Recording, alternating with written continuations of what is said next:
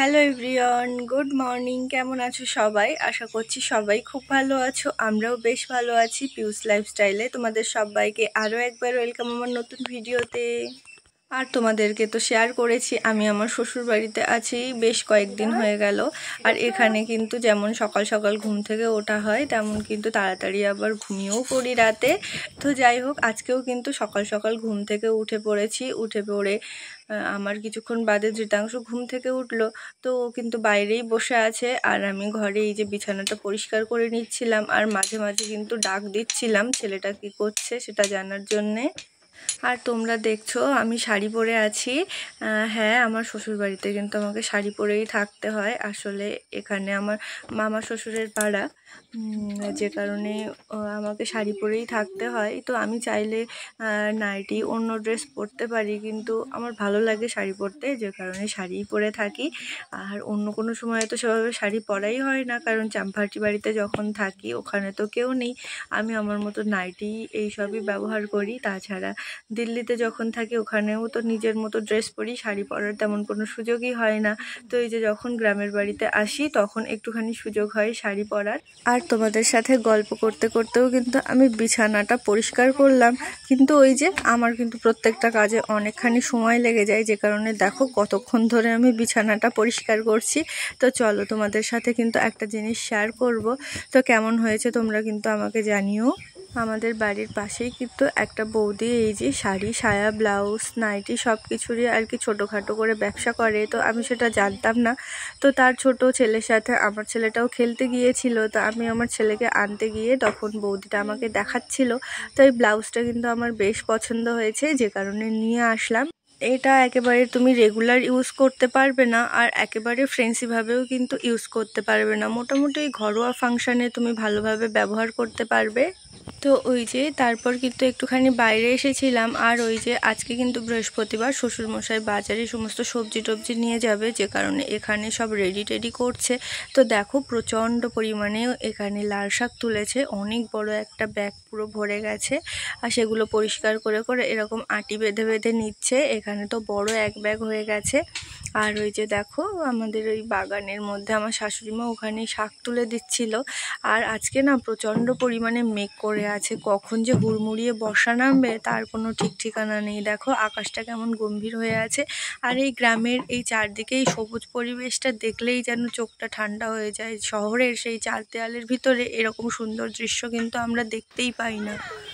আর আমাদের মাঠেও কিন্তু অনেকটা সবজি চাষ হয়। তো দেখো সেখান থেকে কিন্তু প্রচুর পরিমাণে এই যে ঢ্যাঁড়স তুলে আনা হয়েছে, এগুলোও কিন্তু বাজারে নিয়ে যাওয়া হবে।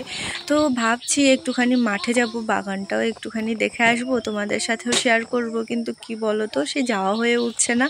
আসলে ছেলে দুপুরে ঘুমায়, তো দুপুরে ঠিক না, সেই ঘুমাতে ঘুমাতে বিকাল হয়ে যায়, তারপরে উঠে জল আনতে যাই বলে আর হয়ে ওঠে না।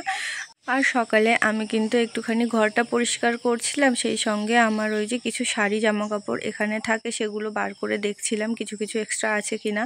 এমন সময় দেখো আমার শাশুড়িমা ডাক দিল যে বৌমা বাইরে এসো, তোমার ছেলেকে দেখো কি অবস্থা করেছে। আর এই যে দেখো আমার ছেলে কি হালটা করেছে, ওর ঠাকুমা দাদা বাগানে কাজ করছে, আর আমার ছেলে দেখো মাথা থেকে পা পর্যন্ত কাদা মাটি মেখে একাকার। এবার একে পরিষ্কার করতে করতে তো আমার জীবনটাই শেষ হয়ে যাবে। আর এই যে দেখো আমার এতগুলো ব্লাউজের কালেকশন কিন্তু এখানেই ছিল। আর কি বলো তো, সব জায়গাতে সংসার হলে যেটা হয়, মানে আমার চাম্পাটি বাড়িতে একটা শাড়ি হয়তো পরে আছে, তার ব্লাউজটা এখানে পরে আছে, হয়তো কোনো দিন পরবো ভেবেছি, তখন আর খুঁজে পাই না। তো ভেবেছি কিছু কিছু ব্লাউজ ওখানে নিয়ে রেখে দেব। আর এই দেখো আমাদের বিয়ের সমস্ত জিনিসপত্র, আমার বরের এই যে ধুতি পাঞ্জাবি শেরওয়ানি সব কিছু এখানে রাখা। আর আমার শাড়িগুলো আমি ওখানেই রেখেছি, সেই সঙ্গে এই যে দেখো আমার একটা লেহেঙ্গাও কিন্তু এখানে রাখা আছে। আসলে আমার ভালো লাগে না কবে যে স্থায়ী হতে পারবো, সমস্ত জিনিসগুলো একটু সুন্দরভাবে গুছিয়ে নিজের কাছে রাখতে পারবো, সেটাই বুঝতে পারি না। বর তো এতদিনে চাকরি বাকরি করে শখ করে একটা ঘর বানিয়ে ফেলেছে, কিন্তু কি বলতো ঘরটাকে কিন্তু আমি আমার মনের মতো করে একদমই সাজাতে পারছি না। কত শখ সুন্দর সুন্দর ফার্নিচার কিনবো, সুন্দর করে একটুখানি সাজগোজ করিয়ে রাখবো, কিন্তু আমার কপালে মনে হয় নেই, কবে যে হবে সেটাই জানি না। তো যাই হোক, এই জিনিসপত্র যা যা প্রয়োজন সেগুলো আমি একটু আলাদা করে রাখবো, যেগুলো দরকার নেই সেগুলো আমি আলাদা করে আবার উঠিয়ে রেখে দেব। তো সকাল থেকে তো হেলদোল করে সময়টা বেশ পেরিয়ে গেল। এবার রান্না বান্নার দিকে হাত দিই, তারপরে আবার অনেকটাই কাজ পড়ে আছে। আর আজকে ধৃতাংশুর একটা কাণ্ড তোমাদের সাথে শেয়ার করি। এই যে দেখো, এগুলো কিন্তু ধৃতাংশুর সম্পর্কে পিপিরা হয়। তো তাদেরকে কিন্তু সে বাড়ি থেকে ডেকে নিয়ে এসেছে। আসলে আমাদের পুকুরে তো সবার স্নান করতে আসে, আর ধৃতাংশু তাদের পিঠে চড়ে কিন্তু সেই পুকুরের মাঝখানে বড় লম্বা কাঠ আছে, সেখানে গিয়ে ওরা দাঁড়িয়ে থাকে আর ওদের পিঠে চড়ে কিন্তু ও পুকুরের মাঝখানে চলে যায়। যে কারণে আজকে ওদের আসতে দেরি হচ্ছিল। আর আমার ধৃতাংশু কিন্তু ওর ঠাম্মির সাথে গিয়ে ওদেরকে ডেকে নিয়ে এসেছে ওদের সাথে স্নান করবে বলে। আর এই যে দেখো, ওদের সঙ্গে এখন ঘাটে বসে বসে গল্প করছে।